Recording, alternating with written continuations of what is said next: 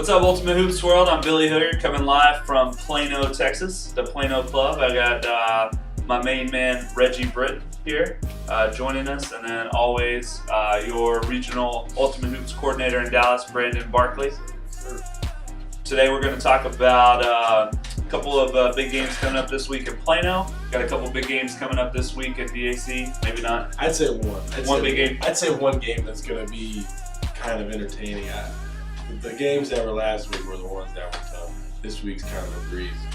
So Reggie's one of our more tenured players in Plano, so I like to bring him in, get his opinions and thoughts on the different games going on, how the season's going so far, and how he feels his team's doing so far this season and how they're going to do the rest of the way. Yeah, well, just starting, the unknowns have really been unknown this season, right? And that's why we came up with the name. We finally have, it seems like we're going to have everybody here this week. Although we're 2-3, I feel like we're very dangerous with the addition of Landon Skinner. I think he's, top 2 or 3 in scoring in the league. Yeah, it has to be up there somewhere. Yeah, now, how do you feel about that? There's been a lot of controversy ever since we released that video where Billy claimed Landon was the best player in the league.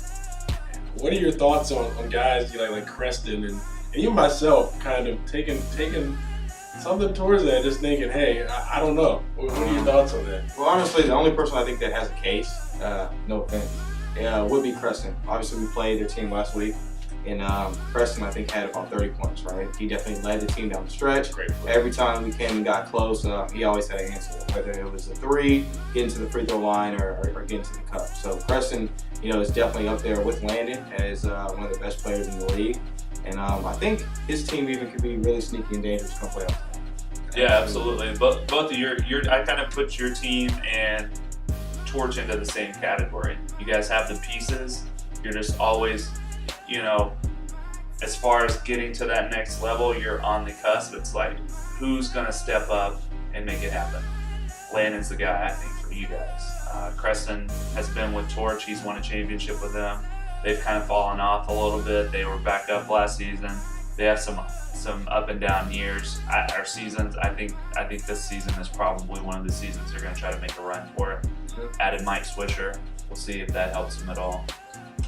Right, and you could argue that Reggie actually is sort of the X factor for that team because you kind of know what you're going to get from Landon, and if Reggie's supporting him with 20 to 30 points every game, those guys are really tough to beat. So, you got to figure you're going to get that 30 to 40 from Landon, but if you're consistently getting that 20 to 30 from Reggie, good luck beating that squad. 20 or 30 from Reggie is about 8 seasons ago. So don't get ahead of yourself. I'm not washed up yet. Don't do anything. So when I look at your team on paper, I see you have all the pieces there. On paper, you guys are amazing. In the games, it's a different story. I see people taking bad shots. I see a lot of turnovers. What can you do as the captain of that team to get away from ISO plays and just making the ball, spreading the ball more and getting everybody involved? Yeah, well, really, it's 2 things, and we talked about this after our last game. First and foremost, we need to start off in man pressure, right, to get everything going. I feel like when we sit in zone, we get real lackadaisical. We don't really put any pressure on the ball, which gets us in a lull for the rest of the game, right? We come down and shoot. The first 3, we really don't pass it around. So what I think we need to do is, my second point is really take care of the ball, right? Our turnover to assist ratio is terrible. And most of the time, teams get either transition 3s or easy uncontested layups because we do turn the ball over and we're doing too much one-on-one dribbling. So I think going forward, as the captain of the team, I think I'm going to take more responsibility on handling the ball, controlling the pace of the game on the offensive end, making sure everybody gets open, good shots, and plays together. I like the man idea. Getting into the passing lanes, putting some pressure on the ball, forcing turnovers so you get some easy buckets. And those are the kind of things that really get a team going, get you into your offensive flow, and just make the basket look that much bigger, right? Right, most definitely. And I think if we can put that together for a full game with our athleticism of our team, which I think is definitely at the top of the league, right? And use that to our advantage, I think come playoff time, like I said, man, we'll be very, very dangerous and sneak up on some people. So I want to highlight 2 games in Plano this week. The first one, your game. One game I would never have highlighted on the schedule. Going back at the beginning of the season. Mm-hmm. But you guys play the Sizzle this week. The Sizzle, 2 weeks of outstanding ball, 2 losses though. Total of 4 points, I believe, in those 2 losses. The first loss, of course, came to Getting Older by 1 point. Missed some free throws down the stretch. Last week, same story. Missed some free throws down the stretch and kind of handed those games away. What are you guys going to do to, 1, get past that stingy defense that they have, and 2, make sure that you're not in a situation at the end of the game where you have to come back or you have to rely on them missing free throws? Yeah, we're just going to play hard from the open tip. Obviously, they do play really good defense. They're more so scrappy. I've seen them take a lot of chances as far as getting steals, and they take gambles that they probably shouldn't. But they also offensive rebound very, very well, right? The effort is there. So our focus is going to be making sure we box out, get a man on everybody to make sure they're only limited to 1 shot per possession. And then on the offensive end, really go to the cup, first before we come out and start shooting threes, which obviously we have to do. Awesome. My pick on this game is you guys 91-79. I'm calling this game as your momentum builder for the playoffs. This is the game that you guys are going to use to make that deep playoff run. Second game I want to highlight, of course, is the 2 teams that the Sizzles played the last 2 weeks, Tropics versus Getting Older. A lot of history with these 2 teams. They know each other well. They've played each other. They've played together. They've played against each other for a long time. What do you guys see in these 2 teams and the matchup here that we haven't seen in a lot of other teams in Plano this season? Well, first of all, I mean, what I'm hearing around the league is that the Tropics are having a little infighting and a little scuffle between players and playing time and things like that. It seems like we all know they've been underachieving. That's been obvious. But now losing creates that drama, right? Yeah. When we win, everything's good. So this could push them over the edge, and I think it actually will. I think they're gonna get destroyed this Thursday. To be honest with you, Getting Older is playing some really good ball. I think they recovered well from that tight game coming back against the Sizzle. But as we always say, the Tropics, they have a chance to get hot from the outside and be a good team at any moment. But with that infighting and guys not really feeling like their voices being heard and their roles being taken serious, I don't see anything good coming out of this Thursday. I don't see it. Yeah, you saw this last week. Adam Miller was out, and it went back to the Tropics of the spring and the Tropics of the summer without Adam Miller. He kind of gels that team together, creates a buffer between the players that don't really get along on the court, and creates more team chemistry for them. And when he was out last week, it was even though they won that game, it was chaos for them. You had Lorenzo Prats walking off the court, wasn't happy. That was not even halfway through the first half. So not good. And I really don't think they have a chance against Getting Older, right? If you look at the X factor for Getting Older, in my opinion, it's definitely going to be Armani Blackman. Okay, if he can finish around the cup, if he can rebound, and also look for his open shooters once he gets in the middle and gets congested, I think everybody's going to have open threes, and they shoot the ball very well from the outside.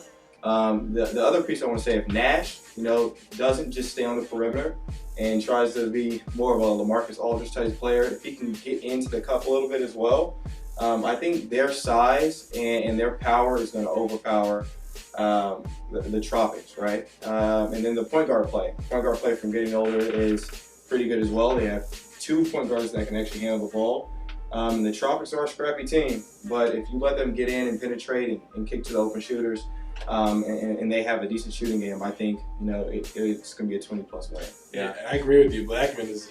I really think about it, he is the X factor because you really look at it, they're all surrounding him with shooting, and all those guys are really good shooters. But he's the only guy that I think at will can get to the line and can get to the. You have to collapse as a defense. He's just so strong. You have to collapse on him. And then kick it out. It's money. But he has to be smart and he has to finish. Yeah, this team's going to be tough to beat. Getting Older to be tough to beat. I'm going to take them 105-80 against the Tropics. They're just probably the most complete team. I would agree. In the league. In the league by far. DAC, we don't have as sexy matchups this week. But I got a scrappy team. Well, really two scrappy teams going against each other. We got the Downtown Hoopers versus the Scoregasms. Both have had really rough seasons, kind of similar to the Unknowns. They've lost to good teams this year. I think both have lost to the top two teams. I think one has lost to one of the top two teams twice. They're both going to look to get back to their winning ways. Not so much with Downtown, but the Scoregasms. They're usually one of the top two teams in this league. So, I mean, I'm looking to see how Staten's going to react to being thrown out of the game a couple weeks back. I'm definitely interested to see, how Jonathan will react. He did not play last week. It's going to be interesting. Justin Mosley had 43 last week, and that dude, I mean, most guys in Plano don't know about him as much, but he's one of the top guards in Dallas, and he's looking to keep showing that. I'm looking for big numbers from him, and his matchup with Anson Bartlett this week is probably going to be one you're going to want to watch. It's going to be a good game for sure. All right, so most of you don't know this is my last week for Ultimate Hoops, so kind of want to talk about a little bit of a playoff preview. Brandon, what do you see upcoming championship game possibilities? So in the championship game, this is tough because I've been thinking the Soldiers are underrated this year. Reggie's team could be very good. I think with Billy leaving, I don't know. I got to go with getting older versus the Dallas Dimes. That would be a good matchup. In the championship. So kind of they played each other last season in the quarterfinals. Right. And that was a good game. Right. And that's when they were the Raptors, and they didn't have all their guys. They definitely didn't have the guys they have now. They had two really good players, EJ Navarez and Travis Allison. And I just think this is their prime to make a run. They have a really good team. They're 9 deep. And I think that's a good way to attack getting older because they kind of come at you the same way. Right. Constant rotation. Everybody knows their role. Exactly. Ryan Lozada will definitely be the X factor in that game, but I mean that'd be a hell of a championship. Awesome. Yeah, Well, I definitely would have to say, in my opinion, it's going to be the unknowns because we're gonna get there this season, and then I'll have to say getting older. I just don't see anybody else stopping them before the championship game, and with us bringing everybody together, I think we're gonna have enough to push through the Soldiers, Billy House, and definitely all the DAC teams. Sorry guys, but I definitely see ourselves in the championship this year. awesome. Reggie, appreciate you joining us today. Thanks guys. Thank you, sir. See you guys later on. Appreciate you tuning in, and have a good week.